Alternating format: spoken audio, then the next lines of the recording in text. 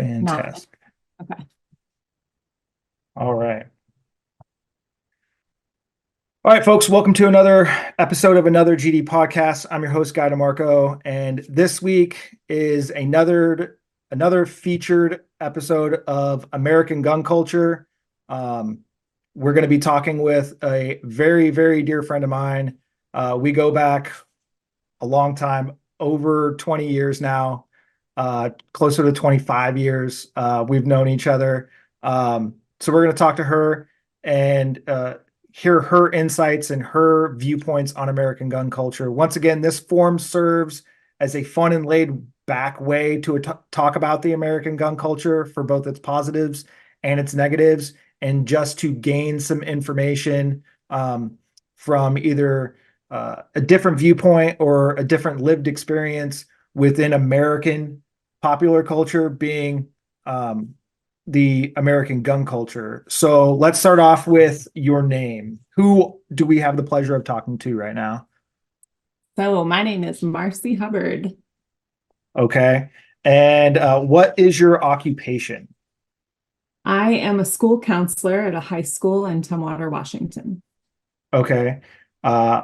Approximately, you don't have to say your exact age, but how old are you? I'm 37. I'll be 38 this year. Okay. Um, do you have military service? Yes, I was in the Navy for 6 years as a sonar technician. Sonar tech. Okay. What ship were you assigned to? USS Milius and USS Ross, Okay. both DDGs. I don't know what any of that was. So A destroyer. okay. Like I talk to Navy dudes, but it's never about ships. A small boy. Okay, so yes, on the military service, 6 years, destroyers, sonar tech. Do you have a college degree? I do. I have a bachelor's in psychology and I have a master's in education. Okay. And you said you were up in Washington. Mhm. Are you a business owner? I am not a business owner. Okay. Do you compete in anything firearms related, or do you compete at anything? Like, is pickleball big up there? I don't know. Pickleball is the state sport, my guy. Oh, is it really? It really is. That's But hilarious I've that I never said that. played pickleball. I've never Okay. played. I'm a long distance runner. Okay. This last season, I acted as an assistant coach to the cross country team. And I run long distances.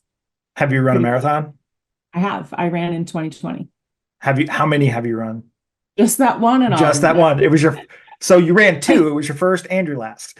yes, absolutely. I lost 3 toenails and I was sick, like just sick to my stomach for probably 30, 40 hours afterwards. I Oh, did eat a big greasy burger right after I finished, so that oh might have yeah. been the culprit. That might have done it. So Yeah, you compete for long distance running, sure. um, but nothing in the firearm space. No, no.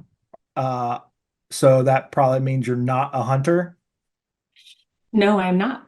Okay. And then do you have is there an age or I'm trying to phrase this because I know a little bit about your family history, seeing how we Yeah. go back some distance in time here. Age of your first positive firearms experience? Like, did your dad take you Probably. out shooting Yeah, cans? probably 6. Okay. He would take us out into the desert in Arizona and we'd, take like an old washer out there and The typical Arizona target is an for old sure, for washer. sure. Yeah. Yeah, we'd take it out there and I can't remember all the weapons that I shot as a kid, but certainly 9 mil long guns, a potato launcher. Heck yeah. Heck yeah. Yeah, we were pretty. Um, so you have fired or have handled firearms before. You're Oh, not absolutely. Yeah. completely novice to the firearms space. Oh no, I mean, I was a sharpshooter in both 9 mil and uh M9. Okay. So the Yeah. M9 and then the M4? M4. Thank Okay, you. Yeah. fantastic. And then you were trained on a shotgun too, weren't you? Yes. And I did not enjoy that experience. Um, I had to at boot camp, you have to shoot the 500, and I had just lost a friend to suicide in the okay, yeah. military, and uh, I don't know, it wasn't great timing to join the military, but like as soon as they put a long gun in my hand, I was like, I don't think I can do this. And they were like, no, no, no, you can. I was You like, know, no, no, like no. you can because you're going to. Yeah, pretty much. So I was assisted uh to pull the trigger, but yeah, I did it There you and go. passed. Um, when you said you when you joined the military, I remember the ordeal it took for you to join the military via your Dude, yeah. tattoo. Yeah. So that Yeah, was crazy. And now the rules have completely changed because I know. why not? I know. I deal with students who are trying to join the military now. And it was a couple of years ago that I was like talking about how when I got to boot camp, the first 54 hours fucking sucked. And Hmm. then, like it all culminated in like my hair was down to my butt and Yeah. they took it up to the bottom of my ear and shaved up the back of my neck. And Hmm. I was like I was like it was like uneven too. Oh no. Luckily there was a ton of like great folks in my unit, and they French braided my hair pretty much every day for the entire time I was there. So you couldn't really tell it was wildly uneven. Nice. Well, that was nice of them. Yeah, Um, yeah. And yeah, now I don't know. do I don't that. know. I don't know why that tattoo like popped into my head, but Yeah. basically you had a giant wasn't it a music album cover? So it's a Banksy piece of art where it's Okay. like, and it's a person, and it was for my, that's probably what reminded you of it. It was for Right. my who Right. was an ex-boyfriend who committed suicide. Um, uh, Which Tyler? no, no, no, Okay. no, Okay. no, I was like, no. After I moved up here, I was with a guy, Sean Starkovich. He was a Lance Corporal, and he shot himself with an M16. oh, Um, okay. so while he was on duty. So Oof. I got this Banksy image of like it's basically a silhouette of a girl pointing a gun at her head, and she's shooting, and the blood splatter kind of turns into butterflies, Right. and the went up my back. And when I went to enlist in the Navy, they said that's too violent. Wait, we're joining the military. We're supposed to be I violent. know. I was like, what are you talking about? And they're like, listen, if you get to boot camp and someone's offended by that, then we have to fund the bill to send your ass packing, and we're not going to do that. So cover it Yeah. up or you're not going in. So I was like, fuck. And you turned it into a giant tree, if I remember right. Yes, a cherry Okay. blossom. Yeah. Yep. Yeah, I didn't know the backstory behind why you got it. I thought it was album artwork from a musician. Um, yeah, that's crazy. Like the things that we have to do to get into the military and then stay in the military, and then 4 years later they're going to change the rules anyways. Yeah. So let's jump into these questions. What is your definition of popular culture as a whole? So like pop culture in America, what's your definition of pop culture? Um, I don't, I've never really given it thought. Um, I mean, it's the things that are popular within American culture, right? I mean, that's the simplest definition, right? Yeah, So it'd be like, I don't know, the Super Bowl just happened, right? So sure. every Football in so American culture. yeah, I could list football, examples. Yeah. yeah, and then like all the culture or all of the commercials, like you know, most a lot of people say, I don't care who's playing in the Super Bowl, I'm watching for the commercials. Like Oh, yeah. that's almost been like Certainly. pop culture Yeah, for for sure. um, those that aren't into sports but still watch the Super Bowl. Yeah. Um, And gun okay, culture is definitely a part of American culture. Obviously, it's the Second Amendment. yeah. Um, And so I see where you're going here. It makes sense to me. It's pretty logical. So you just mentioned the Second Amendment. So what does the Second Amendment mean to you? It means the right for citizens to bear arms, in my view, in protection largely against the government. Okay. That I didn't expect that one. Like I No. was like, well, I like we've had conversations in the past. I maybe thought you were going to go a different direction in that than that, but I mean, that's Tell awesome. me more.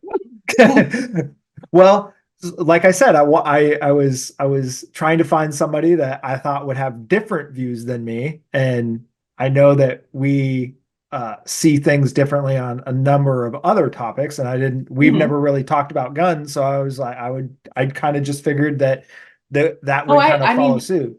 I totally get the justification. Like, I understand why people feel inclined to purchase and use guns. Right, I get that. And I certainly, I've never seen the government in my lifetime um,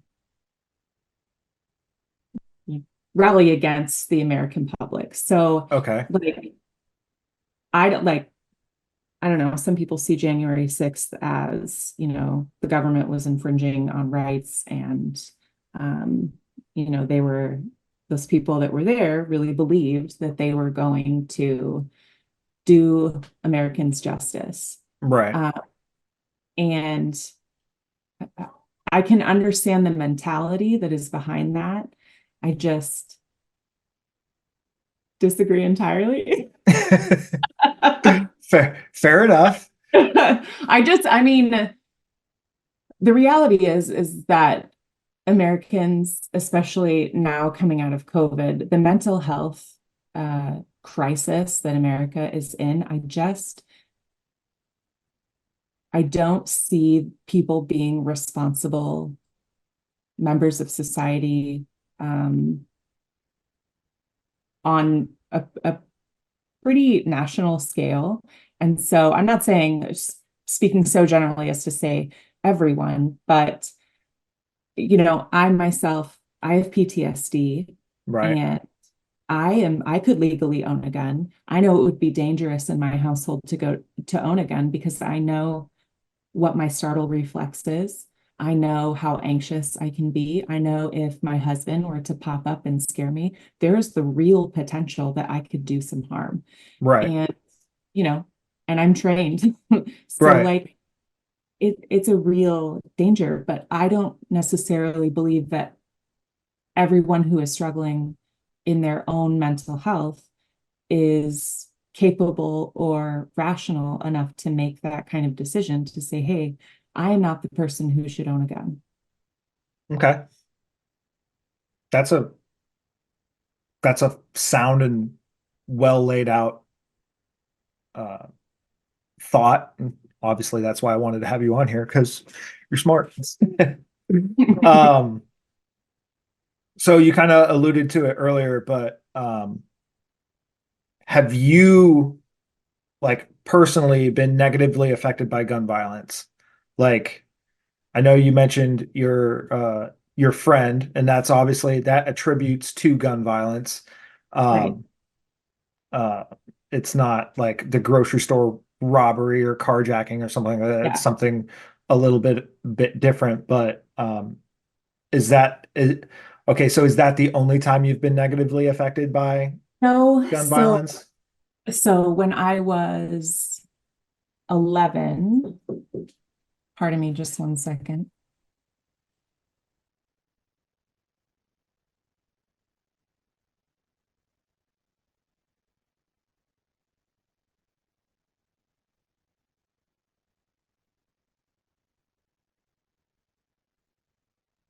Okay.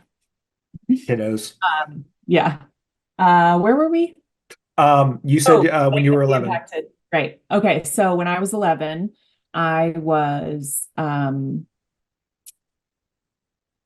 I was assaulted by one of my dad's friends, Okay. and that guy, uh, we called the police. There was a police report, all this stuff happened. And then my dad was at work within 6 months, and that guy showed up at his office building. And my dad was a bounty hunter at the time, and he had been cleaning a weapon, a 9mm, at his desk.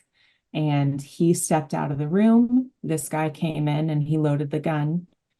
And then when my dad was finishing cleaning the gun, he ended up shooting himself in the arm. So, so I had Your that experience. your dad ended up shooting himself, or the guy shot Right. himself, So no, no, no. So the guy loaded the gun and and your then dad left. didn't know. Right. Okay. Right, right, right. And so then he was finishing up and he shot himself in the arm. And then I was thinking of one other. Oh, yeah. So when I was like 5 or 6, my dad and my stepmom, before she was my stepmom, they were dating, and my stepmom had like cheated on him or something like that. And then the aggression escalated, and both of them went to grab a gun out of my dad's safe. And my dad ended up grabbing it. They both fought over it. I guess the guy was around that my stepmom was like cheating with. And Oh, so they like okay. chased after that guy. And then they both ended up going to jail that night. And I just remember like looking out my window and seeing like lots of police lights and being like, what in the fuck is happening? Yeah. Like 5. Oof.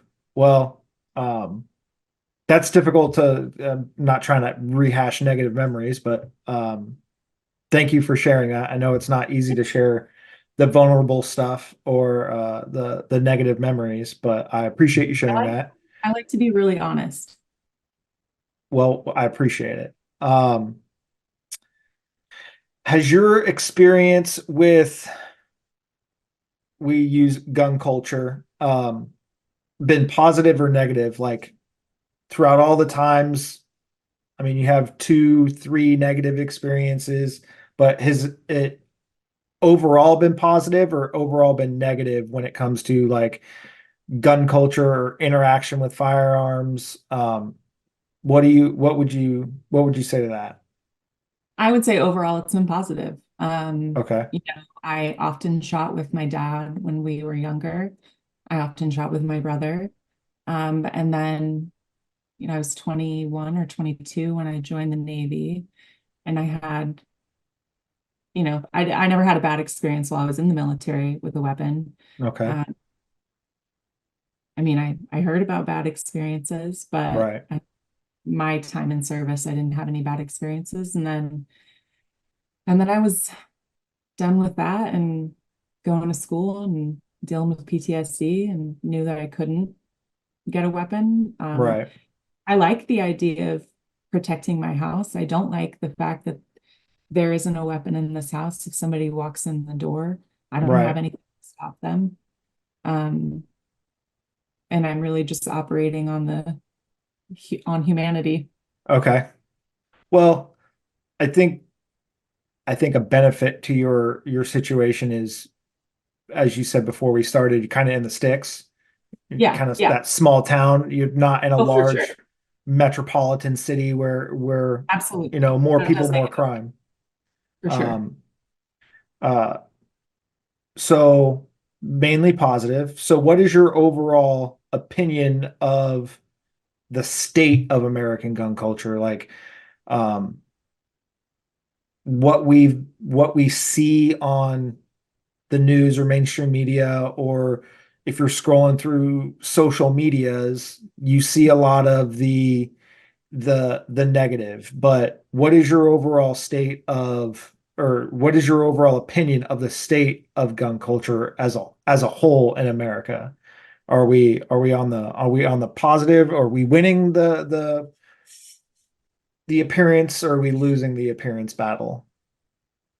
I mean, listen, I work in mental health and in education, and um, I don't see a lot of the positives. Granted, I do see some. I work in a rural district. Okay. Well, I work in a rural school. Um, Okay. it's a sister school to Tumwater High School, and so that's the more city school, Okay. and we're a rural school. And so, kids come in with um, hunting shirts and weapons on their sweatshirts and um, brands for um, guns or ammunition. And Right. so, and they've been hunting, and that's part of how they grew up. And so Right. I'm like, hey, buddy, we can't wear that here. They Right. like don't get it. And I Is that understand. is that school policy? Yeah, it's school Yeah. policy. Yeah. I mean, I haven't been to like my kids aren't in school, so like I honestly don't know. Like I don't know if you can So wear a I mean, it's typically branding pretty or lax. And honestly, I believe it was last year. So before I started with the school district, I think um, someone sued the district to make sure oh, that they could wear sweatshirts like that. And so really it's only if it depicted like actual something violent. violence. Yeah, yeah, yeah. Okay. I mean, honestly, girls are in bralettes at school and Yeah, totally we're just fine, waving but them on. there's So an AK on a dude's shirt. Better watch, yeah, better yeah. watch No, out. no, no. Yeah. If a kid comes in a Coors sweatshirt, which I have had multiple times, I'm like, what are you doing, my guy? You got to take that off. Turn it inside out. Like, Yeah. what are you thinking? Yeah. But You're be like, cool, but our your dad can principal, drink beer. You right, cannot. right. But our principal made really clear at the beginning of the school year, like just uh the brand name of weapons or ammo and just the depiction of a weapon doesn't necessarily break Okay. school dress code. And so, and my principal's pretty chill, pretty lax. And Okay. so, and the kids are pretty chill too. We're like, hey, tell me about what's going on here. Tell Right. me about what this means to you. And generally they're like, yeah, me and my dad go hunting all the time. And this is just one of my sweatshirts. And I woke up in the dark and didn't want to be here. So I put it on and walked out. And we're like, perfect. Thanks. Have a Yeah. great day. Perfect. Okay. Cool. Yeah, Um, so this we see a lot of the negative, we don't see a lot of the positive, but you basically see the positive in your daily interactions with students if for they're wearing sure. something and you have that conversation with them. For sure. Yeah. And I Um, mean, there's an SRO on my campus, a okay. police officer, and he carries a weapon. And I work in a high school, and it can potentially be a dangerous place. And I'm glad he has a weapon. Right. Not the case for every school counselor, certainly. Um, but with the way things have been going and my own personal experiences in the last couple of years with students with mental health crises accessing weapons, Right. um, I'm thankful that he's there. So yeah, I have good experiences. See, I wanted to ask everybody the exact same questions, but seeing how you're in the school, when we get to the end, I got to ask you some like Okay. from the teacher's point of view questions. Okay. Um, so what do you think the most positive aspect of gun culture is? Community. Community? I would say that about a lot of different things, but I think that anything that positively brings people together, um, I can't say anything negative about that. Okay. Um, so now I'm going to ask you to, what's the biggest problem with gun culture? Um, a normalization of weapons, regardless of other variables.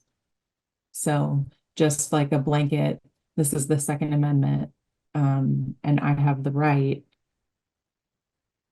It doesn't it doesn't sit well with me when I work in mental health and I am in education and blatant access to weapons can be really dangerous.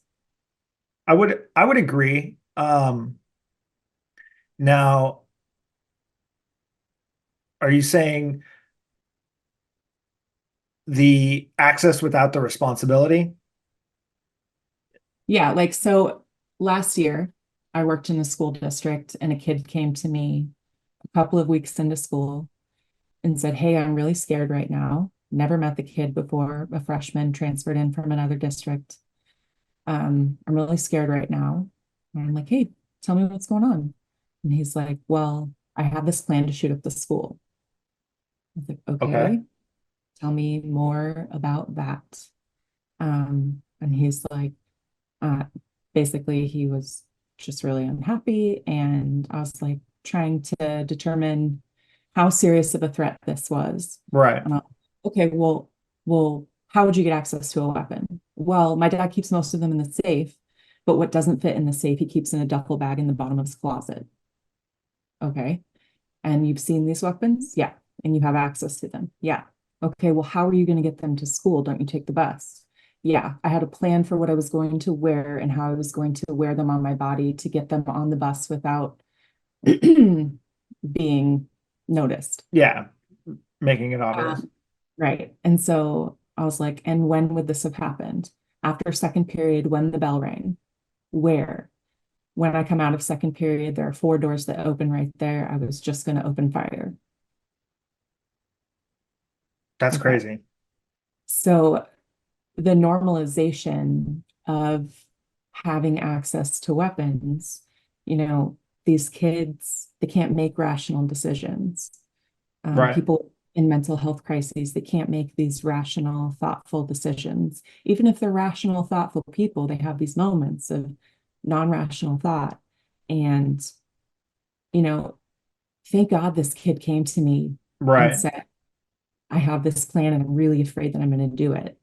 Um, but he's just another kid that lived out in like rural farmland and there were weapons and, you know, he knew how to shoot them and it didn't mean anything to him to pick up a weapon.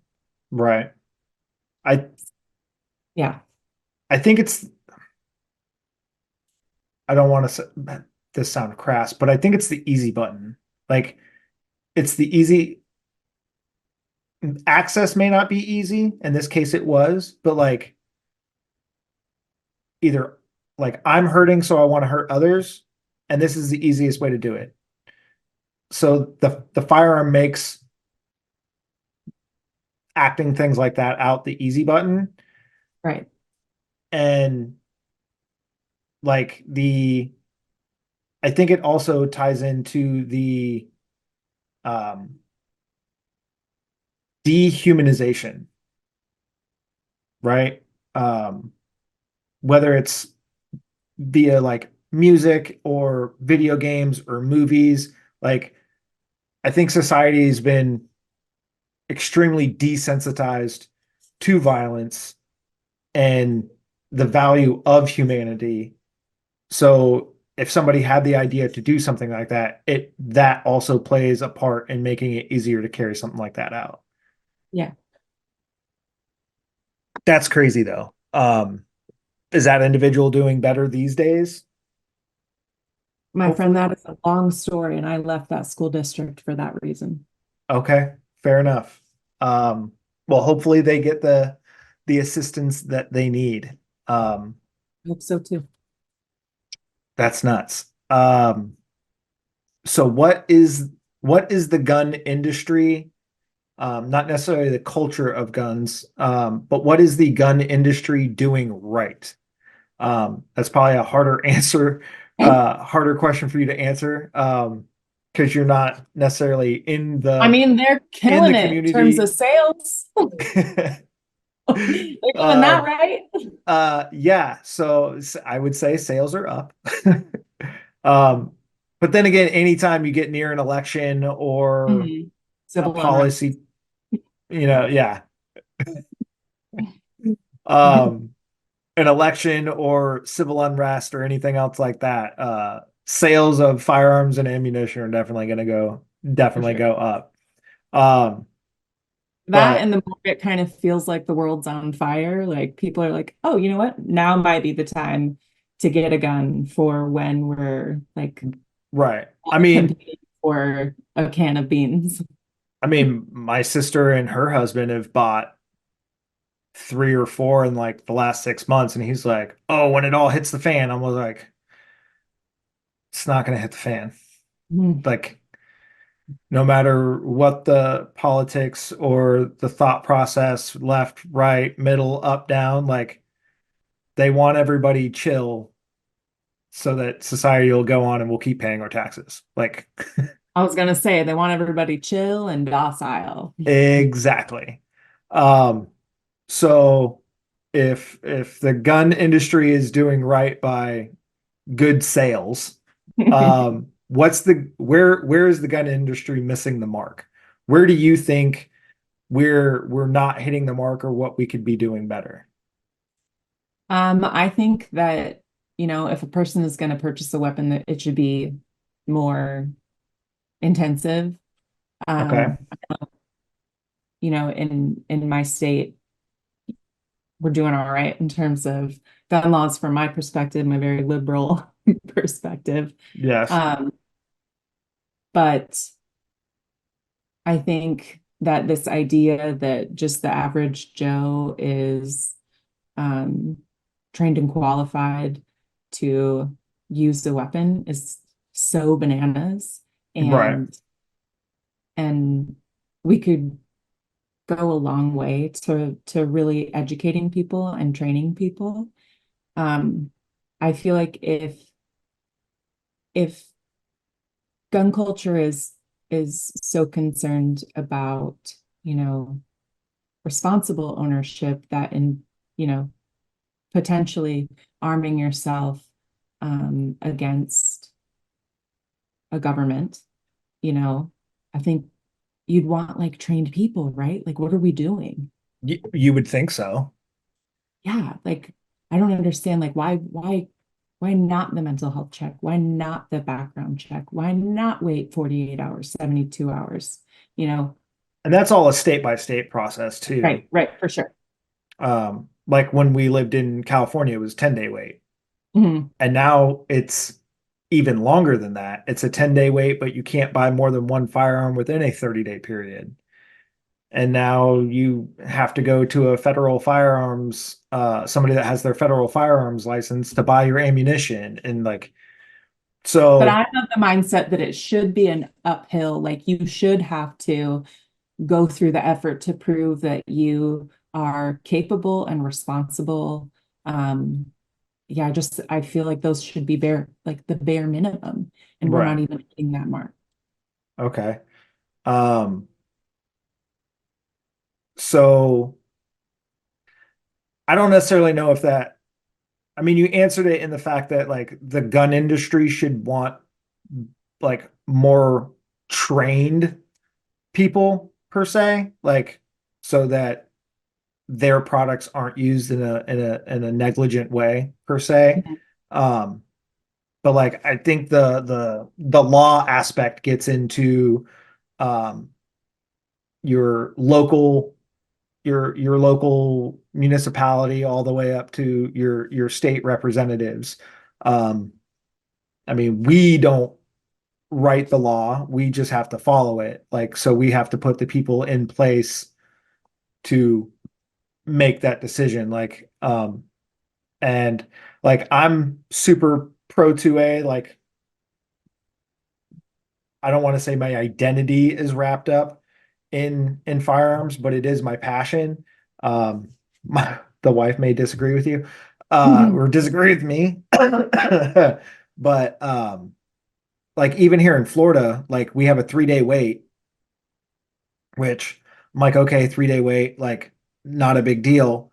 Um, but the big problem that I have is the way that we issue our concealed carry permit, right?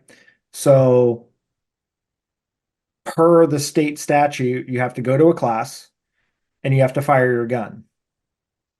But there's businesses and training companies out there that they make these big rubber backstops, right? And you'll go and you'll take their class and you'll load one round into your gun. And if you don't even have a gun, they'll load a round into a 22 pistol and you'll shoot one round into this rubber bullet trap. And that's all that is required by the state to get your CCW. A Logically. license to conceal carry a weapon. And then, Wow. like, it doesn't make any sense to me.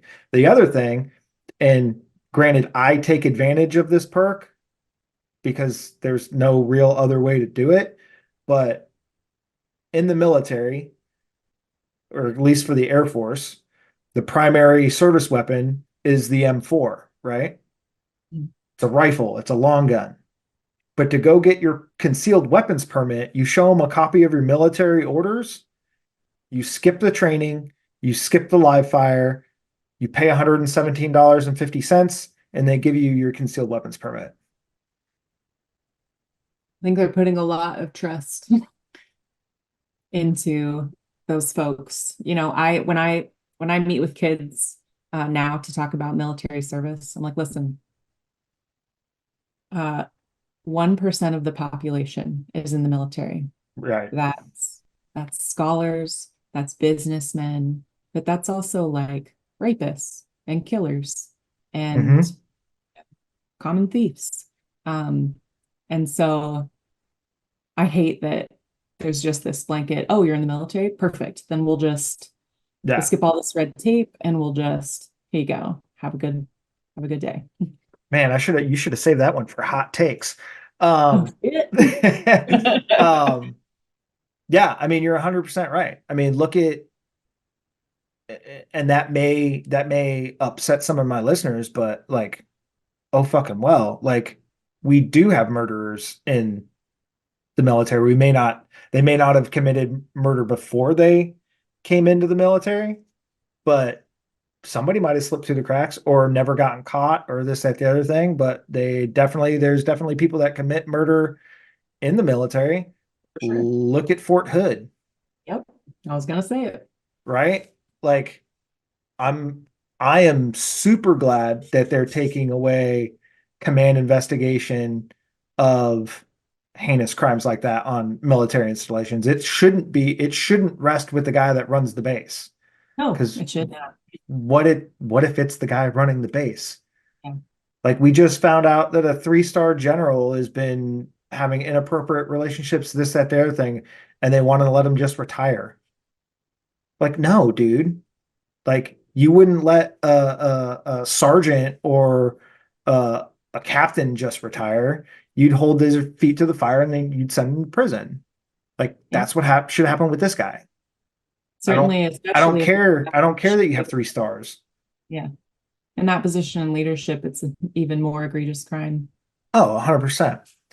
Um, so last question was where are we missing the mark? And I think we could sum that up with training and overall responsibility. Like either how we get the firearms, or how we screen for them, or anything like that. I don't want to get into like a huge policy talk, but Okay, deal. yeah, because it could go a bunch of different ways. So what is cringe? Like what do you see? Because cringe is a pop culture term. Uh, what is cringe within the gun culture right now? Oh, that's a relatively new term for me. My students use it. Yeah. Sometimes I am cringe. Um, I don't know that I have a good answer for that. I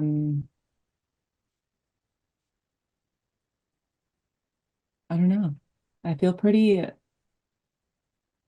I mean, I am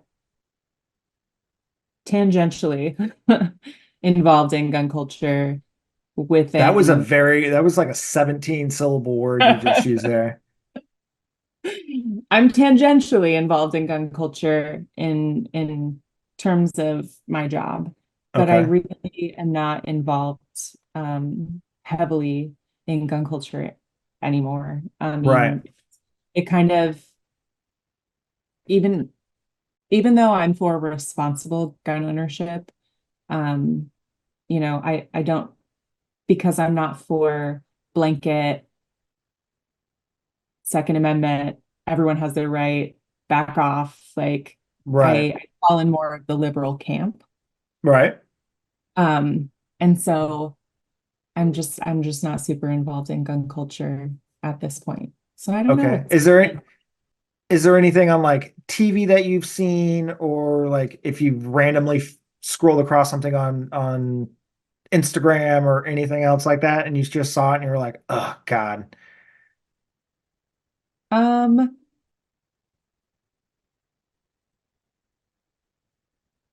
nah, No? I really, Okay. Is there any anything in just like,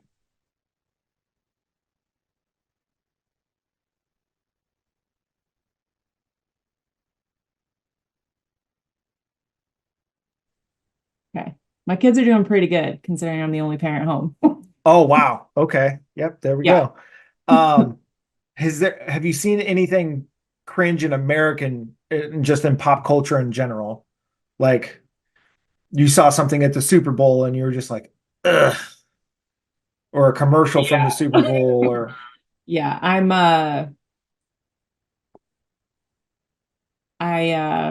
am not religious in any way. And just when you said Super Bowl, I was like, why the F does Jesus have a commercial? Yeah, yeah. So What are we doing? Why does Jesus have a commercial? right. And that that was cringe to a lot of people for a lot of different reasons. Yeah. Um so like yeah, that was rough. I watched it and I'm like, okay, I kind of like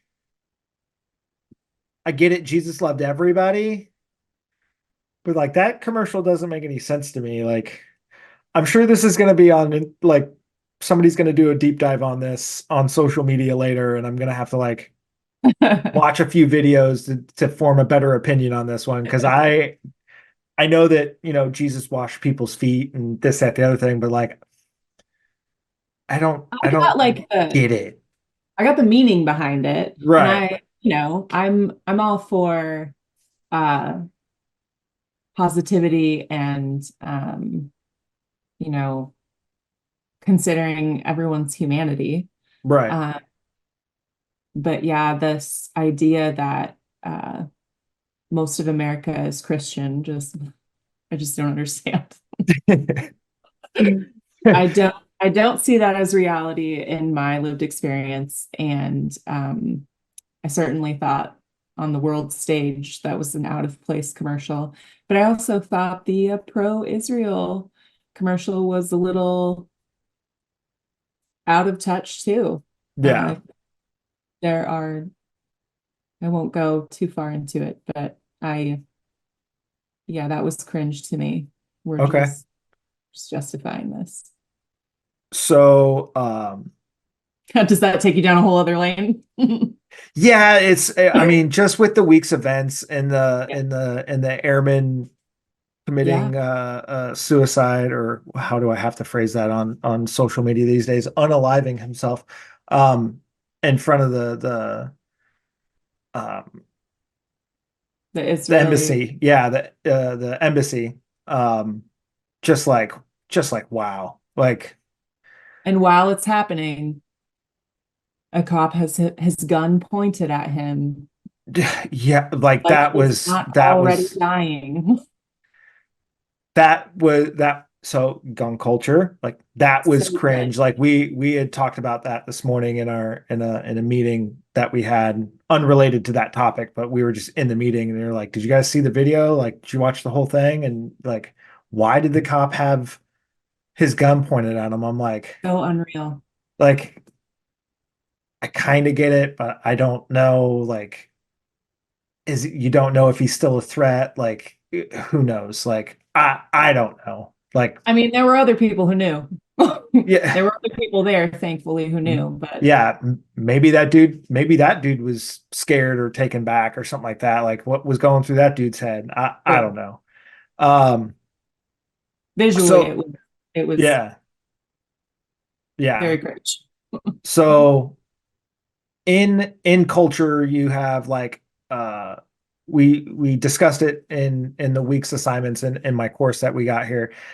We talked about like highbrow or lowbrow, or like high class versus like low class. And I wanted to see if that part, like if there was an instance where there was like high class or low class within in gun culture. And I guess um, we talked about it last night with my other guest, like the collector that may collect, you know, a one of five gun, Mm. being in that collector's realm where that's super like highbrow, versus the guy that like he just has that one rifle that he goes out and shoots a deer every year and puts meat in his freezer or whatever. Like that could be considered lowbrow. Can you think of any examples that would be like high culture or low culture within the general population when it comes to like firearms ownership? Um,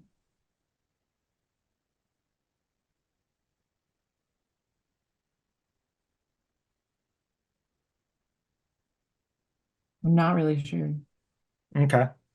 I mean, that's fair. Like, um, here's a question that we can have some fun with.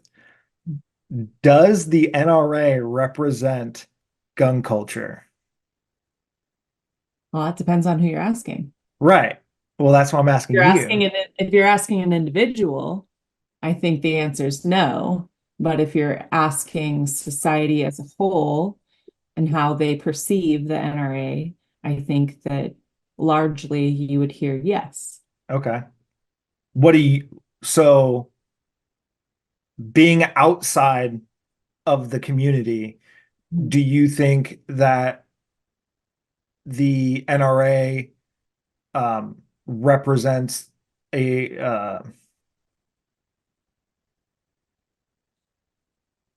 growing or a decreasing amount of the American gun owner? Do you think more people are flocking to the NRA or leaving the NRA? They're not leaving. Okay. They're not leaving. Okay. I think I think there's oh, what's the word I'm looking for? Um,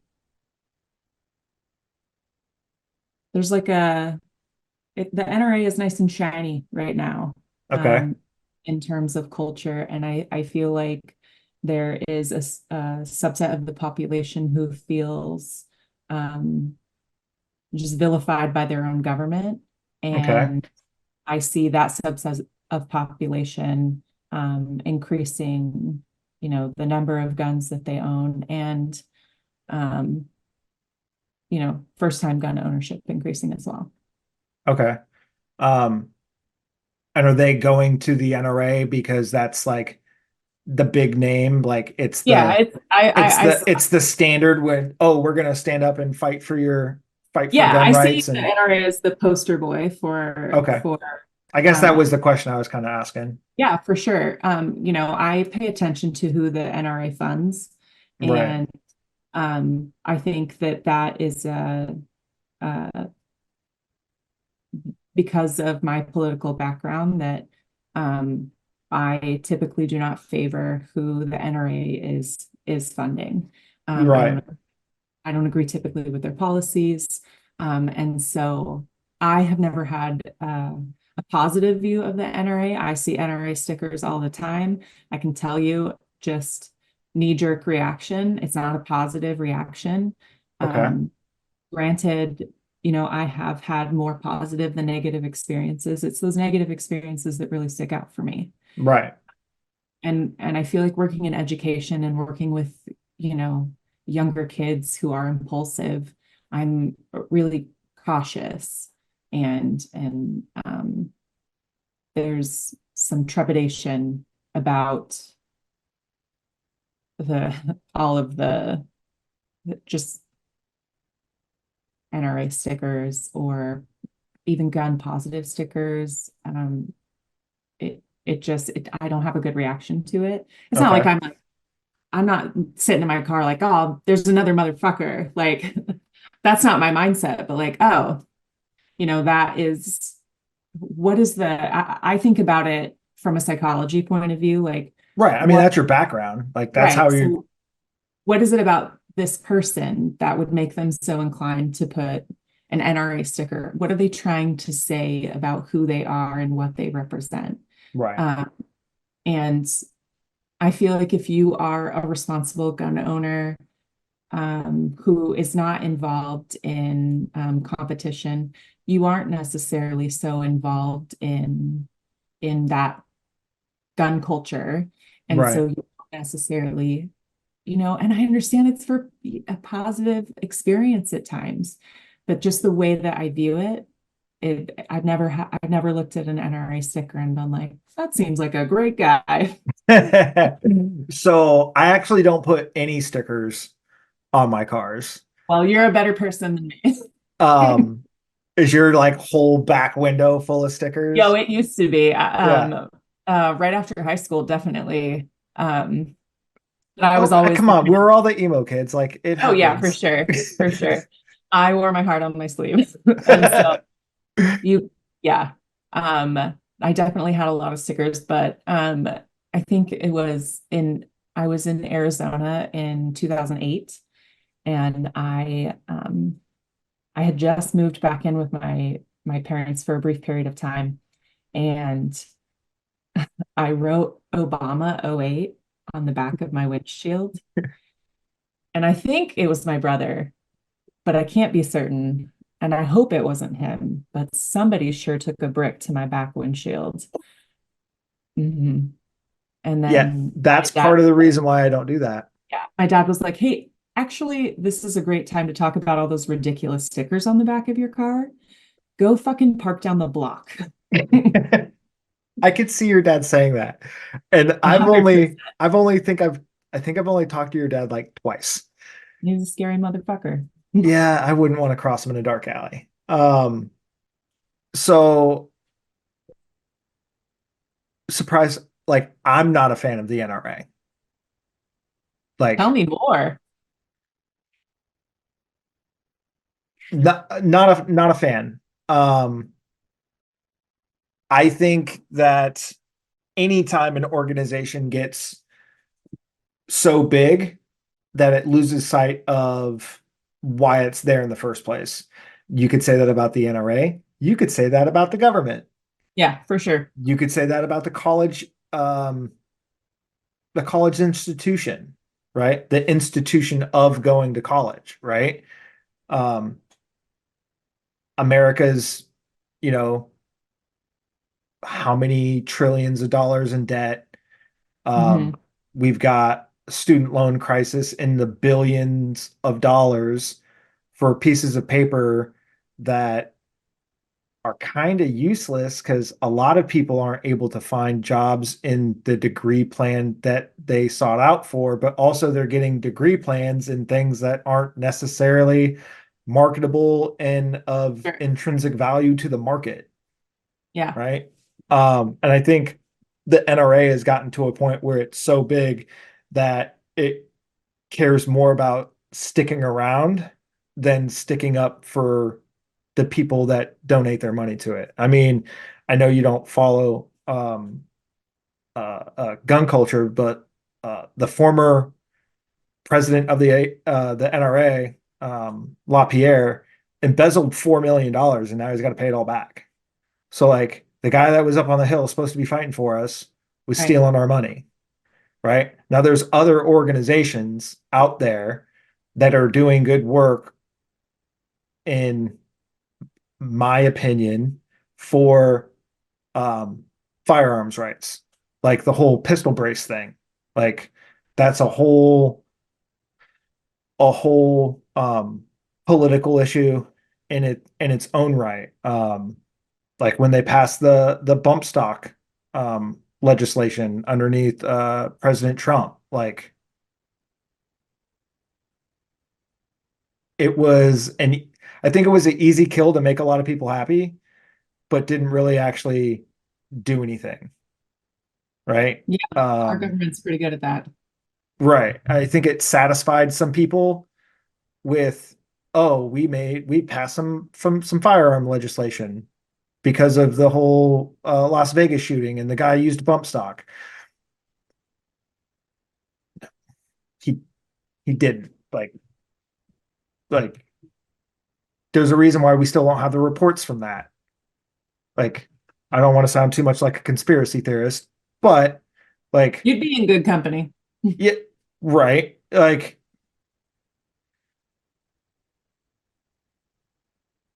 there, there's there's a way that things work, like how many rounds a minute they fire, what they actually sound like how you actually function that device. Like, it just doesn't make any sense. So they called it a bump stock, and then they went after bump stocks, and then they banned bump stocks, and everybody had a warm and fuzzy for zero point 0.5 seconds of a newsreel, Yeah. and then they moved on.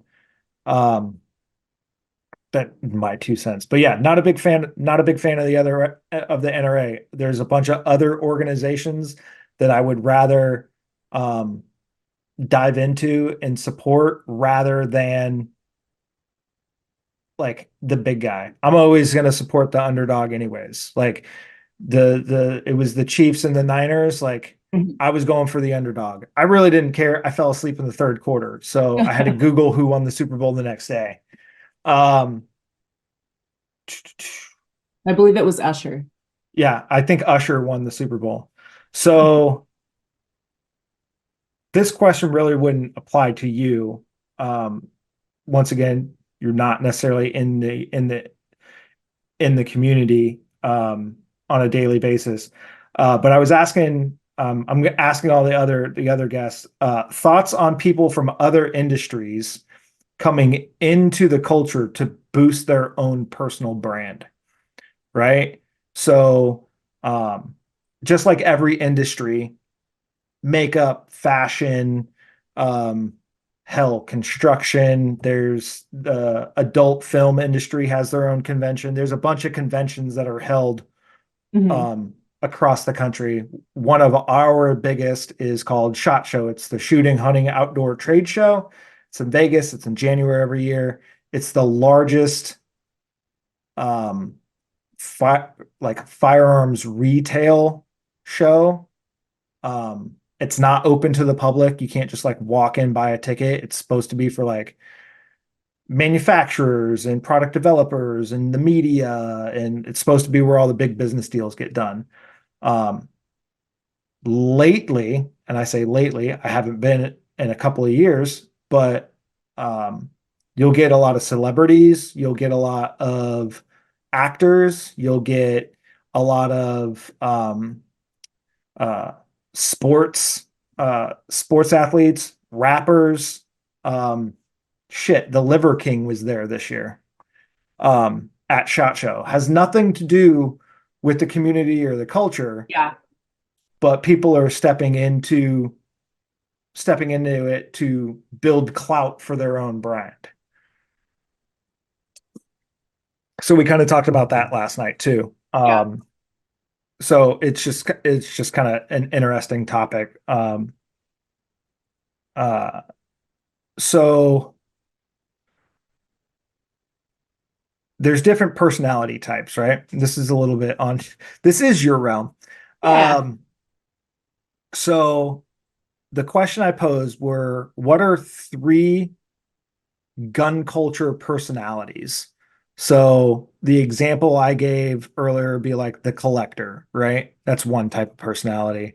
And then last night I used the example of um it's we use the term FUD, like Elmer Fudd from Looney Yeah. Tunes, the old guy.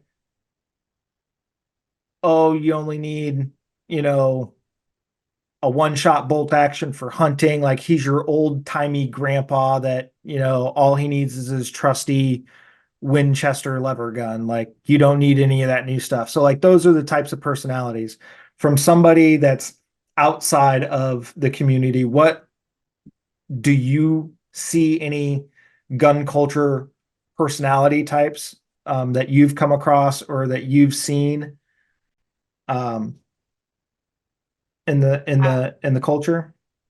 I haven't had a lot of experience with a gun collector. Like Okay. I suppose my dad collects guns. He certainly has several of them, and I'm not sure what they're doing, what the use of them is. But um, I would say, I mean, and this is probably mostly portrayed in the media as like those who are like gung ho, all about guns, like that's Right. their personality. So, Me. so, so from I, certainly portrayed in the media, it's not really an either or. It's that is the portrayal of Right. American gunners. Um, and I have experience with people who have weapons. I have had a weapon before. I understand. Uh, I don't want to say casual ownership, but ownership for the sake of protection. Right. I would call legitimate protection, not we're not Right. stockpiling things. We don't need an AK. Um, there's no need for these extended magazines. We, I, there's not really a lot of gray. Certainly, media portrays it one way, and I Hmm. have had my experiences, and so I don't know, media wins, right? Like, isn't Yeah. that our time? Who can speak the loudest, the fastest, and has the Right, most reach wins. right, exactly. Okay. So this is I said hot takes or opinions. So like, do you have any hot takes on um American gun culture? And you said something just a second ago, and it I didn't cringe, but I really wanted to ask a follow-up question. So it kind of gets into specifics and definitions and like original intent, right? So you said extended magazines, Oh, right? I saw you flinch too when I said that. I know, right? I saw you. I was like, So you didn't say so that. so what is extended? Uh, I mean, anything that goes past the butt of the gun. Okay. Okay. That, so I was kind of like asking your definition there. So if I own a 6 Hour Legion, the magazine goes in the bottom of the gun. Mhm. It doesn't extend. It holds 21 rounds. So is it the capacity or the length of the magazine at that point? Oh, it's definitely the capacity. I'm Okay. definitely talking capacity. Yeah. Okay. So like there's a bit, I don't want to say there's a debate, but people say uh extended magazines or the big hype is high capacity magazines, right? Um I like so what is high capacity? High to me, it would be anything over than what was sold or original design of the firearm, right? Okay. So if you buy a Glock 17 out of the store, it holds 17 rounds. So that's standard for that firearm. Mhm. If you put a base pad on it or you buy a different magazine that holds more, that would be considered high capacity, not just anything over 10 rounds, Right. right? So I don't know. It gets into like definition, or that's where I was kind of thinking like original intent. Like Yeah. the Glock 17 was designed to hold 17 rounds. So standard capacity is 17 rounds. Yeah. And in my ideal world, between the time that you had, or between, um, there should be, gosh, what am I trying to say? Um, before you're able to fire a second round, there should be time to think, like you gotta make rational decisions. And the reality is that that's not practical, possible. It doesn't make any sense. Like, Right. so, I think that's where I struggle with something that would be considered higher capacity. 17 rounds Okay. is a significant number of rounds. Right. In what space do you need that? And I think I always look in, to the psychology of it and what are we doing here? Like, Right. what is your intent?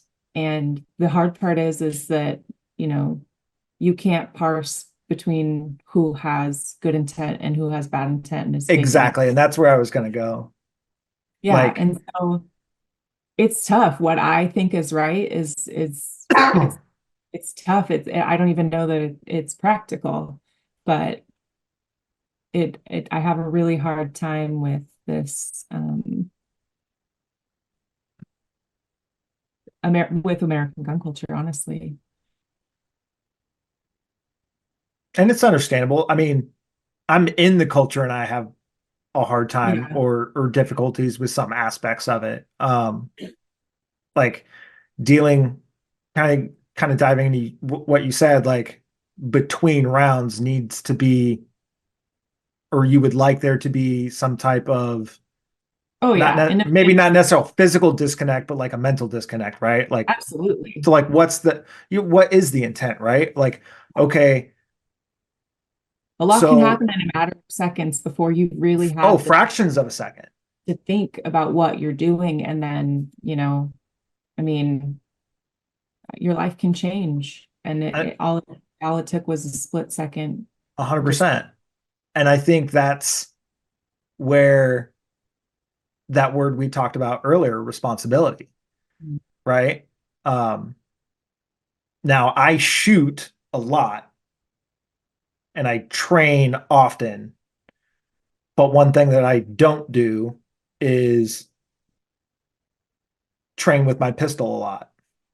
I need to be better about that. Like I need to hold myself accountable because like what is my plan if somebody breaks in the house is to grab my right. pistol. I'm not going to go grab a competition rifle and try and defend the house with a 23-pound competition rifle. Like that doesn't make any sense, right? I'm going to grab the closest thing to me that's in my little floor safe next to the bed that's locked because children, right? And you know, hopefully I'm successful at deterring whatever threat it was. But Yeah. like what bothers me about the not necessarily you specifically, but the only 10 round camp, like for California, 10 rounds is the max you can have, right? I have two problems with it. One bullet doesn't stop somebody. It's not Hollywood, right? Right. I don't shoot For them and they sure. fall down or they fly Yeah. 10 feet back, right? Um, After 20 years of war, we have learned that it takes multiple rounds to subdue somebody that's hopped up on cot or opiates or whatever, right? We have an opiate epidemic in the country on top of all these other drugs that, people can be on, right? So it takes more than one round. I'm not saying 10 people are going to break into my house, right? But if you look at some of the patterned break-ins in some of these more populated areas, there's 5 to 6 people doing a home invasion. Like, I want the best chances of Right. success, right? Because 1 on 6 is crappy situations. 1 on 6 when I'm tired, just waking up, like Disoriented. XYZ, it Yeah. disoriented, like it's not an even playing field, right? So I want the best odds of success, right? And then two, well, I just lost my two thought. I think that means I win. Yeah, I think it shit, does it? Um, so so I want more rounds, right? But and I'm not saying this as like we need to have the exact same stuff as the government, but like everything should be on an even playing field. Like in California, I was limited to a 10 round mag, but at work I could have a 30 round mag. But the cop gets a 17 or a 30 or a 40 round mag for his. Not saying that I'm going to fight the police, but if the intent of the Second Amendment was to stave off a tyrannical government, how does me having less rounds Right. make sense in that situation? I Right? understand what you're saying. That, I mean, I can see, and I think this is why we've been able to have this conversation is I'm pretty logical. I can see and I understand the other perspective. I know that what I think, would be best in my ideal world, it's just not practical. Right. Um, and that it really leaves me to fall into a camp that is naturally opposed to Right. American culture. But I'm not necessarily a person who says, you shouldn't. I'm not saying that you should not have a weapon. Right. I'm all for responsible gun ownership, but I don't think we can agree on what makes a responsible gun owner. And I Right. think, you know, I think we could agree on some things, but I don't think we would for agree sure, 100%. Yeah. there's a lot of nuance and a lot of different, the states are going to do what they're going to do. Right. And 100%. um, yeah, so while I have this opinion and I take this stance, I'm really kind of like lumped in terms of um, gun policy. I'm kind of lumped in with Right. liberal ideology, but the fact is that if, and I know this isn't logical or practical, but bear with me. But if I felt certain, personally, me, if I felt certain um, that policies were in place that only the people who um, who could be responsible gun owners had guns, then I would be for it. But that's not in any way a reality. Right. And with, especially uh, ghost guns and how frequently I am seeing across the news that, you know, guns with no identifying markers whatsoever are being picked up with, you know, pounds of fentanyl amongst other Right. drugs. Um, you know, you really can't regulate the way that ideally I would hope for regulation. And Right. so I'm in the liberal camp, but I also kind of recognize that it's futile um, because I think that the policies are not going to change in a way that I would hope for. Um, Okay. I want I want for responsible gun ownership. I think in Washington, I'm really lucky. I feel pretty safe here. I also don't live in a city. And Right. so, I did move from a city. I moved from Tacoma, and there's some places down there where it's getting pretty bad. And then Right. in post-COVID, it's just crime has increased exponentially. Well, Uh, you guys had your own little mutiny up there too.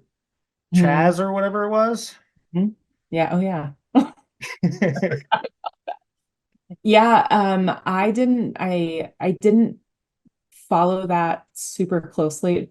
Tacoma is about 45 minutes from Seattle. Okay. Uh, I think we were all pretty occupied with COVID. Life and COVID and Yeah, I was, raising just kids and had a baby I wasn't expecting, along with underdeveloped twins at home. And I'm trying to teach them first grade while I'm trying to get my master's. And so I didn't really follow all of that super closely. Yeah, Um, when you weren't taking care of them, you were trying to take care of yourself and sleep yeah, and yeah, eat and for do sure. laundry and all the other crazy Absolutely. things we were doing. Yeah, but Um, that was I mean, jazz was weird. I think if you talk to most Washingtonians, they'd be like, "What the fuck was that?" yeah, I mean, for sure. Um, and I think, like you said earlier, is like a lot of first time firearms owners. I think a lot of things that stemmed from the riots over the summer, the COVID, um, the watching on live television violent acts happen and the cops not do anything, realizing that the cops aren't there to protect you. They're there once a law, well, theoretically, once a law is broken, um, then they have to do something, but they're not You're right. necessarily there to protect you. And I think that scared a lot of people. Yeah, Um, I know that like you couldn't buy ammo, you couldn't buy components. Like I got my press back here, I got another press over here. Like I make my own rounds because I have specialty guns and special calibers and all this other stuff. Like we put the primer in, the powder in, the bullet in. We do all that ourselves. Like we couldn't even find the components to make our stuff, let alone go buy a box of 9 mil just to go out to the range and, you know, get away from the house, you know, for an hour or two and go to the range and practice or have a little competition friendly shooting thing with the wife and see, you know, who's top shot for the day and who gets to pick, you know, dinner in a movie, right? Um, so yeah, I think it was just it was a really weird, it was a really weird time. it was. Just not only in gun culture, but in American culture, like that, Oh, yeah, like we, we're still living in the aftermath of it. 100%. My seniors who will graduate this year, um, their freshman year of high school, they were online. And so Yeah, this will be the last graduating class that missed school in high school because of COVID. So then, you know, we have the eighth graders moving up and they missed fifth and sixth grade. right. Um, and the kids that we have, the freshmen now, they missed middle school. So they went from elementary to high school and they suck. So that was, you are not the first person that I've heard that from. Like, Yeah.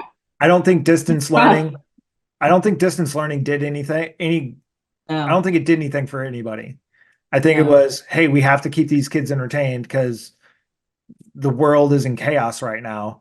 So let's Mhm. give them something else to focus on, but Yeah, not necessarily educating, right? right. I think it was a great distraction. Yeah. But I mean, my kids did PE in their bedrooms. They had a loft bed, and so their desks were under their bed. They did PE in their bedroom, like underneath their bed. Like, what? Like, okay, do some jumping jacks. Like That's that, first grade. dude, that's crazy. Yeah. Um, so I kind of asked you what they're doing right and what's the industry doing right, where's the missing mark. So where does where does gun culture or where does the firearms industry, where do they need to be headed, right? If you could take control of the industry, like where would you drive the ship? Well, I think that uh before we can even get into that, we have to manage the well-being of our citizens. And Okay. if if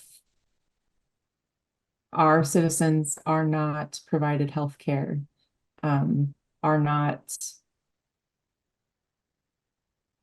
taken care of in terms of their health and their mental health, then everything that we do here, all of these policies that are put in place, they really feel futile to me because we're not addressing the foundational issues.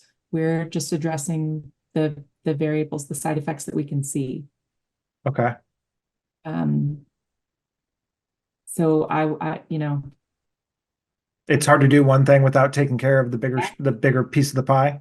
Yeah. And I Okay. really see healthcare in America as, one of the most important issues. Um, and I think it really impacts everything. It Right. impacts education, it impacts the workforce, it impacts gun culture, it Yeah. impacts everything. So Um, like I think that there needs to be, and I'll agree with you on this, I think there needs to be a safety net to take care of people that are in need. I just don't think it needs to be a hammock.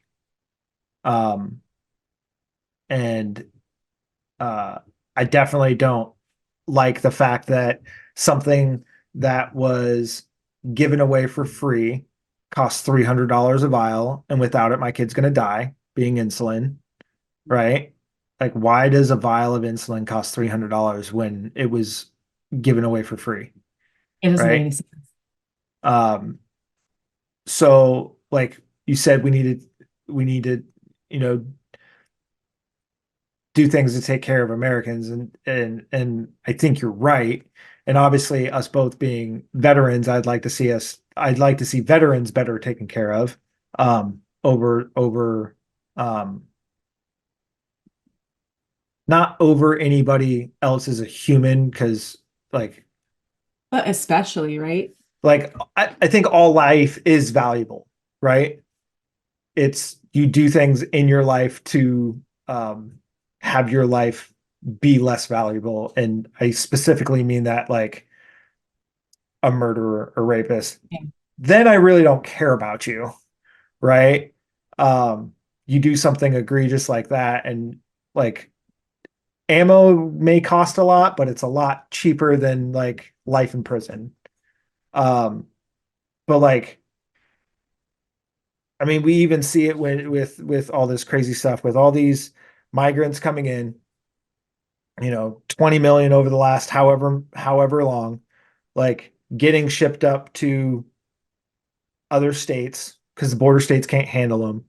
And then the people in those states, such as New York and like New York City, being like, bro, we can't take all these people in. Like, stop sending them. Like, the border states have been saying that for years, right? Like, we we should be taking care of American citizens instead of sending $160 billion to Ukraine, right?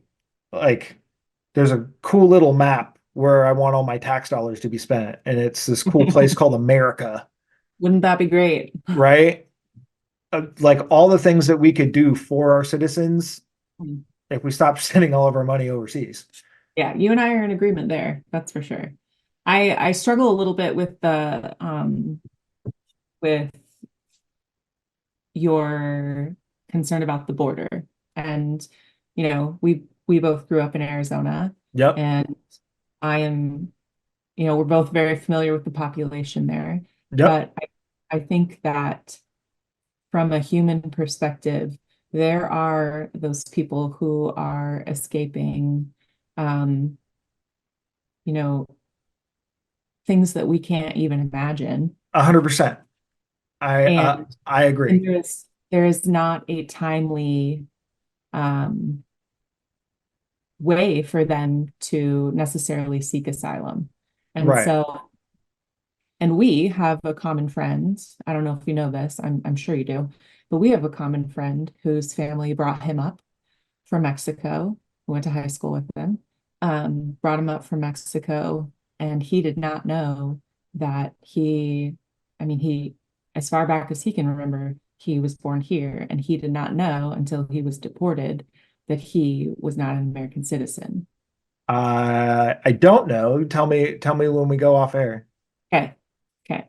And so his family was not deported, but um, he was picked up in Arizona, I think, for just a ticket, and then that all escalated very quickly, and Wow. yeah, and he didn't Like, even know. right. And like there's obviously a lot of people that are seeking asylum for the right reason, right? Mhm. I just don't agree with the process. And I know that the process is broken It's very broken, yeah. But mo like most processes in the in United America, States, it's broken. yeah, education, the justice Healthcare, system, yeah, it's all garbage. yeah, the DMV, like everything's broken, right? But though there are a lot of people coming over here with a legitimate reason, there's also a lot of bad actors For that sure. are coming over as well. I don't know that I would classify that as a lot. I would say definitely there are some, right? But I don't see that Even subset of if the population. Go so, ahead. if it's 1%, Mhm. if it's 1% bad actors, there's 20 million people that have, crossed over the border illegally in, say, the Yeah, last 4 years, whatever the latest statistics they're throwing out. 1% of 20 million is still a hell of a lot of bad actors. it is. Um, but what is closing all borders and not allowing for timely asylum seeking, and it's not even asylum seeking, the process of Just immigration. immigration, absolutely. The process of immigration is unreal. It shouldn't take 7 years and $20,000. No, no. I knew a kid, I say kid, I was probably 20 working at a cabinet company, and he was from Laos. And I didn't know anything about him until I pointed a red laser near his workstation and he duck and covered like, Oh yeah, and then we Lao had a conversation. Laotian. Yeah. And then we had a conversation about where he was from and the shit that he had seen. And please Hmm. don't fucking do that again. Um, but like the amount that this like 20-year-old kid was going through and funding just to be able to live here, to not have to go back to that situation. Like, and I don't even know if that ever happened for him, you know. Right. Well, I worked there for Um, 3 years. I have no idea.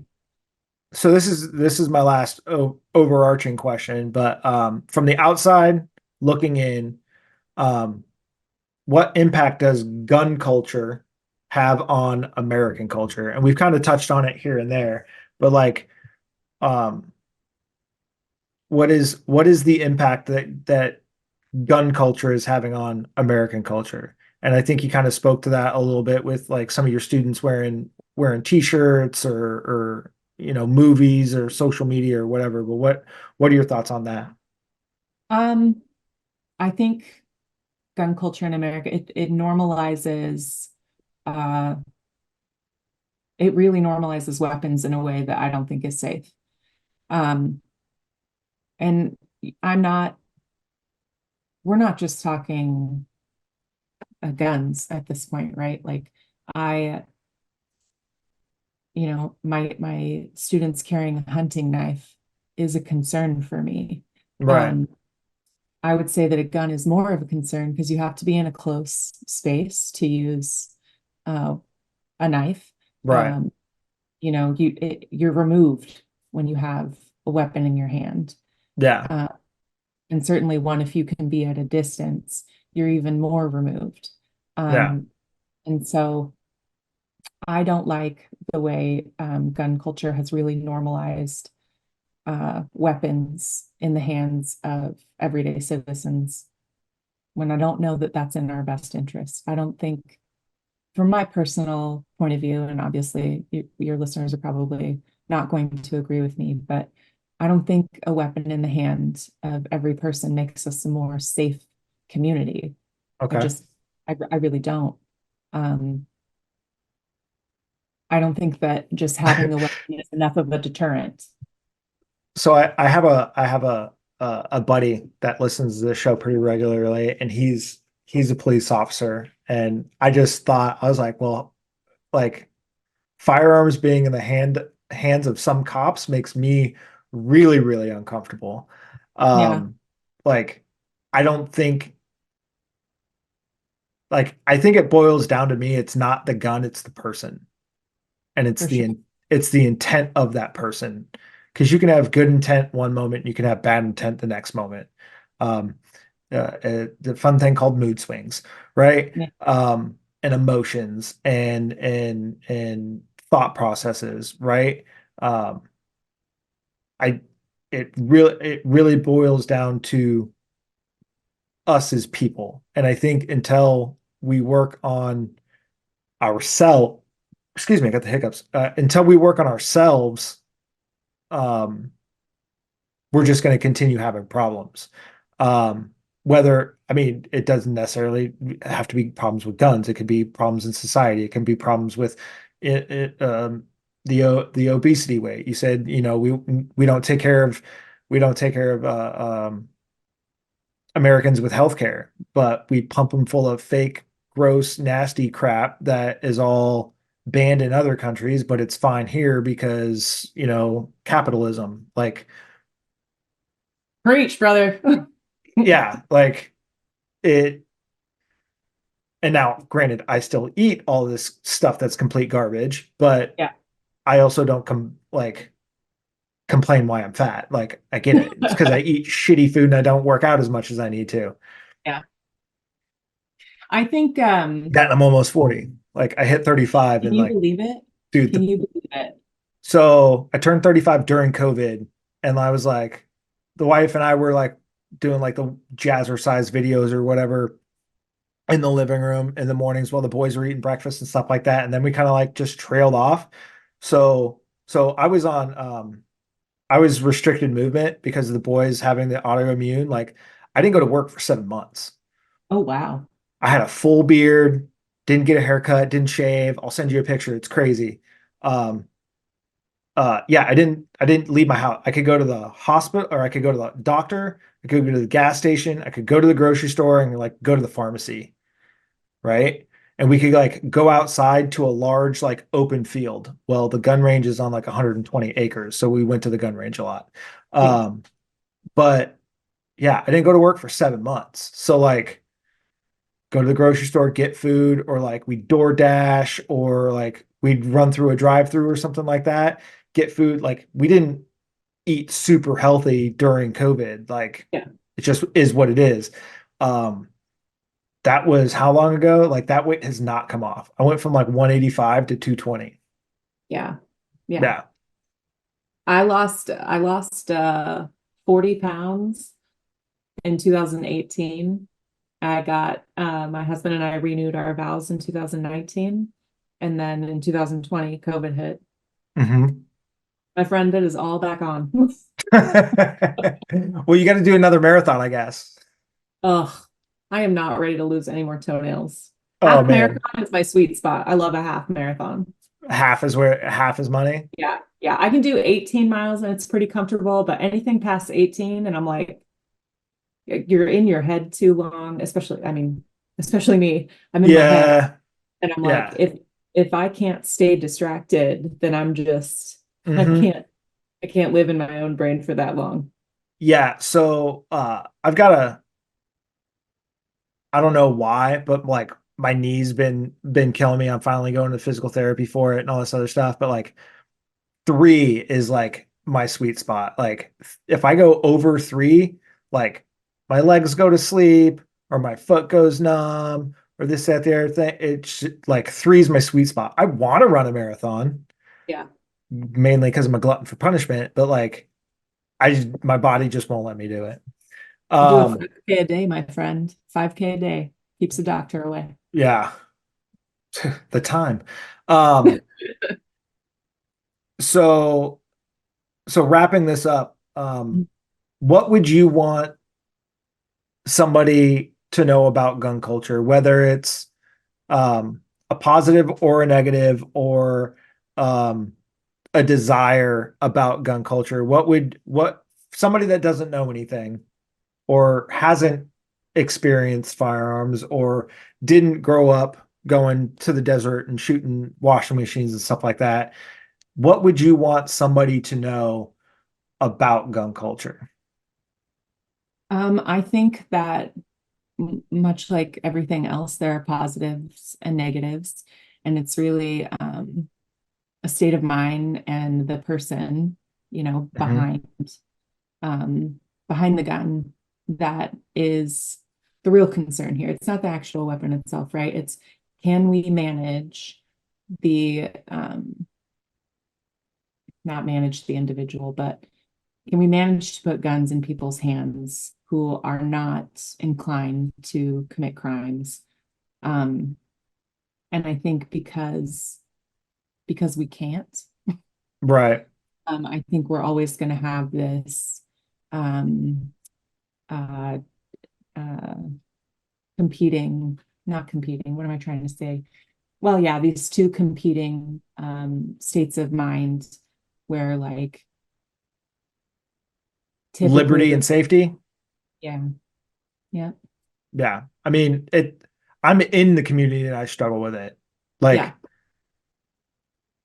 the hot ticket is common sense gun laws, right? yeah. Oh, we want to pass What does that mean? we want to pass universal background checks. There's this thing called the 4473 that every time you purchase a firearm, you have to fill out serial number, you have to get a phone call and do a background check through the NIC system. It's already there, right? So There's certain how is there's ways Pat around it. There's ways around it though. I've been to many a gun show where in Arizona specifically where there was I watched my dad hand over money and get a gun in his hand.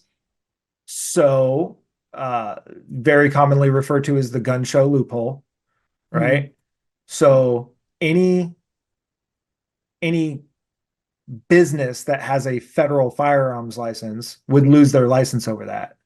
That gun show loophole comes into play with private citizens exchanging private property, Mhm. right? You sell a dirt bike on Facebook Marketplace, Right. right? Who's the government to tell you what you can and can't sell or who you can and can't sell your personal property to, right? So not only is it like a Second Amendment issue, it's like government shouldn't be in your business.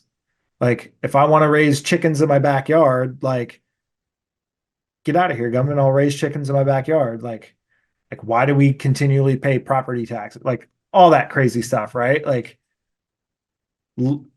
liberty, like leave me alone. I'm going to do what I want with my stuff, right? Long as it's, not hurting anybody else and it's not hurting me. Like, and even at that, like the environment, you should be pouring motor oil in your backyard. Like, but like, that's what, to my understanding, somebody can correct me if I'm wrong, but like, that's where that gun show loophole comes from. They're like, oh, you can just go to a gun show and buy a gun. I've worked at a bunch of gun shows. Private citizen to private citizen, can't really do anything about it. But if it's a firearm from a business, like that's on their FFL, that's where you got to do all the paperwork. So yeah, there are ways around filling out that paperwork and doing that background check, but are we going to start regulating everybody's uh, personal property? I mean, we kind of do with vehicles, We do, don't we? right? And But you don't have to have a license to own a firearm. And that's where the Second Amendment comes back in, right? yeah, So that's where everything gets super tricky. yeah. It is very tricky to have the perspective that I have and Yeah. live in America. For Yeah. sure.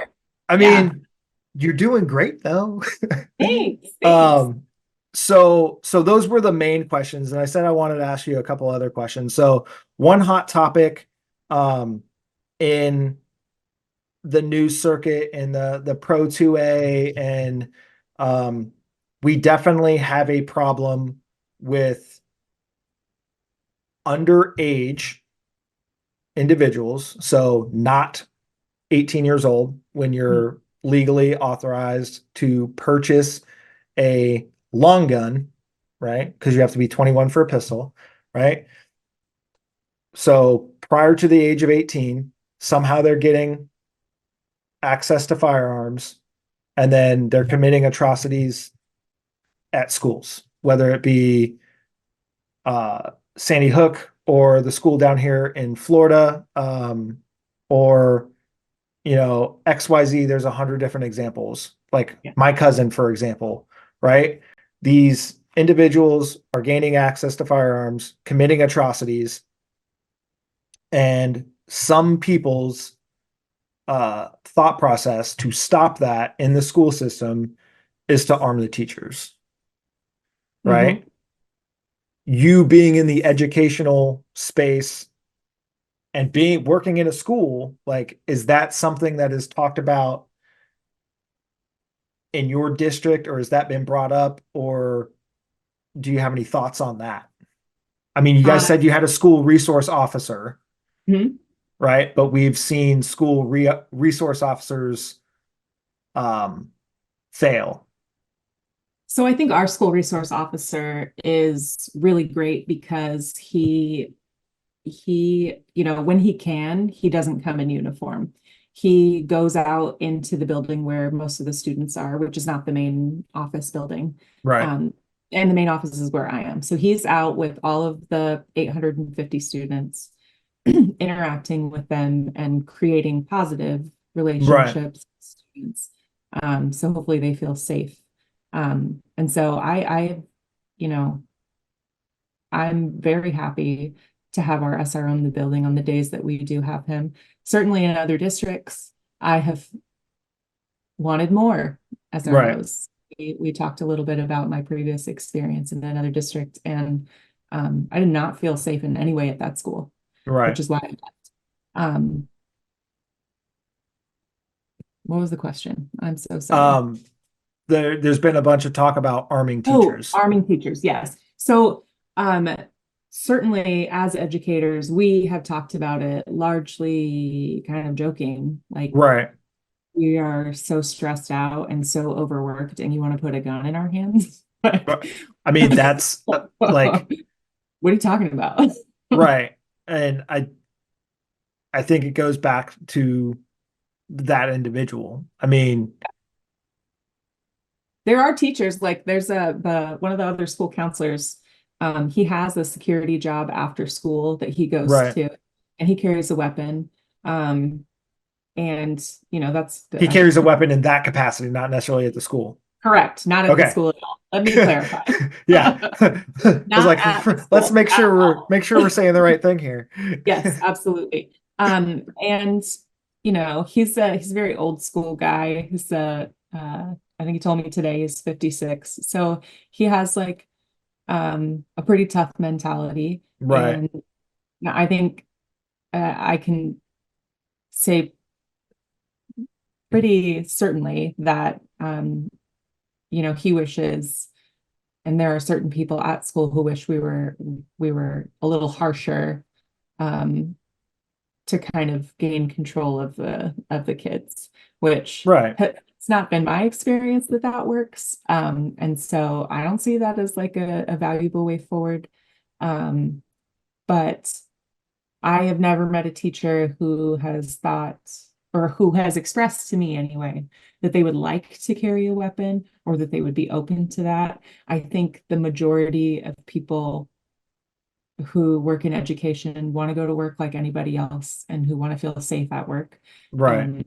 And our experience with the mental health crises and the the hormone levels of these kids and Oh man. the way that they feel like they're totally invincible and they're, so quick to react. That's certainly not a safe place, I think, in my school, or any of the schools that I've been in. I don't think it would be wise to arm the teachers. I I think think there's I think for the I don't want to say off chance because it happens too often, for the small percentage that it could happen at a school, I think the liability um, of something else negative happening yeah, is higher than the chances of that happening. yeah, Now, like, that's just like my overall thought of it. If a school body or a district votes to allow teachers that want to carry, whether it be open or concealed or whatever. Like, I'm not going to be like, you shouldn't do that. I just hope it comes with a proper level of individual scrutiny and training that goes with that. Because, and this is going to be like a tangent sidebar, but I was listening to another podcast because weirdly, I don't listen to a lot of music. I have to be like tired of listening to podcasts to listen to music. But I listen to a lot of podcasts. And one of the guys that I trained with out in California, former military guy, um, Scout Sniper, does a lot of training out there, has a podcast. And he was saying that um, individuals that are doing this can shoot the target and hit the target. But as soon as you humanize it, there's that hesitation. And Yeah. there's because you are potentially taking a life, right? And in the military realm, that's A what child. you're actually supposed to do, right? So like um they were, and specifically with law enforcement long range engagements, they were trying to figure out a way to train to the same standard as shooting like a normal target versus a target that looked like a suspect, right? But like, how do you train a teacher to, I mean, a lot of these mass shooters are the students that go to the school. Mhm. So how do you train a teacher to not have that sudden lapse in, or that hesitation, and now that And now teacher they're becomes a victim, right? Like, have another weapon. Like, so we're going to train our teachers that are in this program to practice shooting at targets that look like kids. It's just so weird. There's so many variables and questions and everything like that. And like, I'm not saying I'm an expert and I have all the answers, because I certainly don't. But like, it's things that make me go, hmm. Now, if I was an educator, would I want to carry a gun? Yes. And I say that because if there's a gun in the room, I want to be the guy with the gun in the room. That's just like, I feel confident in my ability to be a responsible firearms owner, firearms carrier, firearms user. But like, I've never been put in that situation. So once again, I don't know how I'm going to react. I hope I don't do a full mag dump when an acorn hits the top of my car. Whatever happens, like the craziness that happens with guns is, I mean, it's just crazy. There's no other way to say it. Like, when we've got, you know all these things happening, we obviously want to do something, but like, what is the something? I Yeah. don't think anybody has the No. right answer. We just have a bunch of ideas, and we got to throw them all against the wall and see which ones stick and which ones are effective. Um, there's plenty of other ways to secure things without going, you know, full Rambo and having, or RoboCop and having, you know, machine gun nests at the front doors, right? There's other ways to do it. I just don't know Well, what they are. and in in my experience, I think I don't think arming teachers is the right decision, simply for the fact of like I deal with these kids every day. Um, and they're really struggling with things that, real, real issues Yeah, there's that, real problems. yeah, for sure. And if you if your first reaction is to respond to a student with a weapon by shooting them, I mean, you're eliminating the problem, but you're not solving the problem, Right. right? And Well, so and this is probably going to sound super touchy-feely, but my experience with students who are in a headspace where they are feeling like being violent or are being violent is that they are trying to have a need met in some way, and Oh, they are, I'd agree with that. and a real simple way to de-escalate the situation is to help them meet that need. And I don't think killing a kid is the answer. I think, some kids are dumb fucking kids and they don't learn for a long time. And it's our Right. job as a society to help teach them how to be good citizens, not to just eliminate them. Right. So I agree with you to a point. What you were able to do with the student that you talked about earlier with helping them through that thought process, right? Mhm. I think that was the time for words, right? When For sure. Johnny's in the But hallway with an AK, probably not the time to ask right. that situation. I Or think, that's part of why I'm in the field that I'm in. right. And I, Preemptive work instead of reaction right, work. right. So, we're going to have these issues if we continue to be reactive to situations.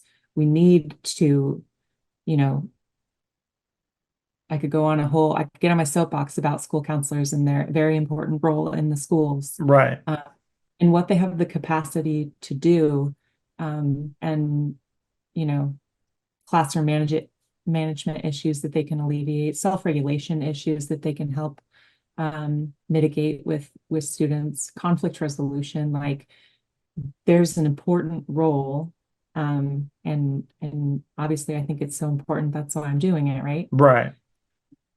And I think that there is so much value in being proactive, and really consciously thinking about the way to support these kids so they make good decisions, and be a gentle and firm person when they don't make good decisions. But certainly if they're standing there with an AK, you're not wrong. You want Yeah. to eliminate the threat. I don't think killing a kid is the right move, but also in the heat of the moment, who knows what's going to happen. So Right. I yeah, mean, it's there's a also like my first instinct isn't to bring less lethal to a lethal fight. Like you don't bring a knife to a gunfight. Like you don't bring less lethal to a lethal fight. But like shit's an option. Like yeah. there, it's all tools in our toolbox, right? Um, my next question on that aspect. When we were kids, we had fire drills, right? Have they incorporated like, okay, this quarter we're doing the fire drill, this quarter we're doing the active shooter drill? Is that Mhm. something that's more prevalent today? Like, obviously, I'm not in the educational space.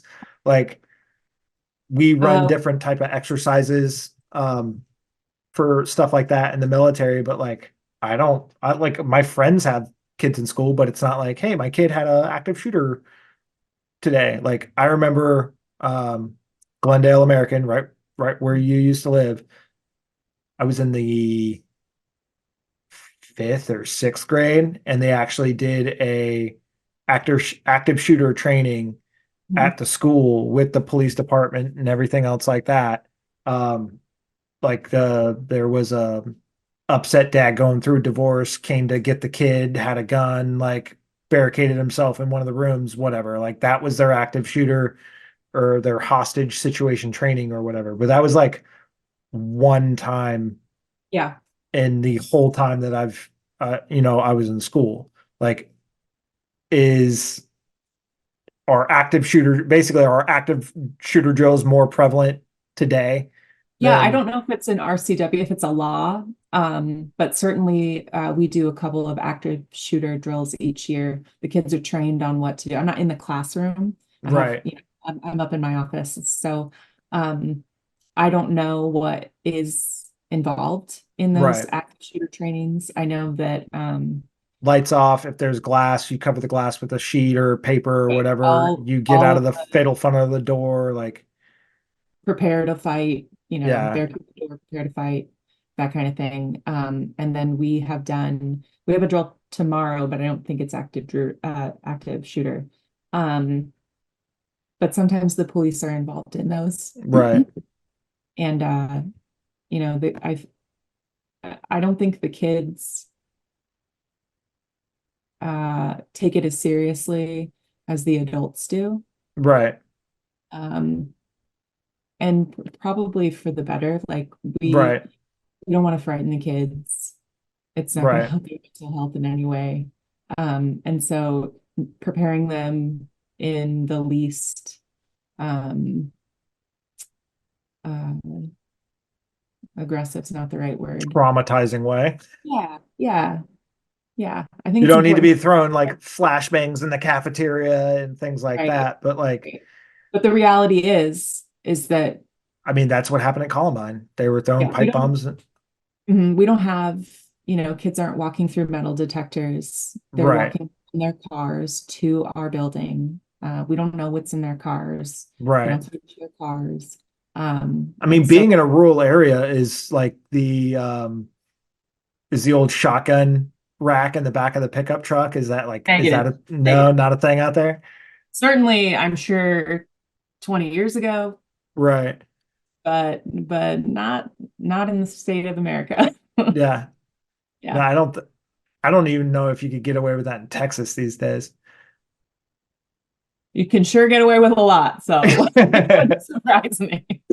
Um, well, I do appreciate your time. Is there any I usually, because once again, most of the people that I have on are in the industry or sponsored or have shout outs, but are there any shout outs or anything, any cool companies that you follow or anything else like that that you want to give a plug to that maybe somebody in my community, like of a really cool um company that's making the sunglass frames out of the blue jeans or whatever.